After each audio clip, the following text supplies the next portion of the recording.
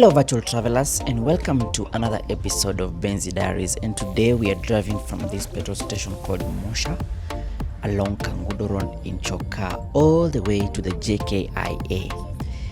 This is part 2 of a previous episode that we had just aired. If you've not watched that episode, click on the link on the right hand side of your screen right now. Thank you so much for your support.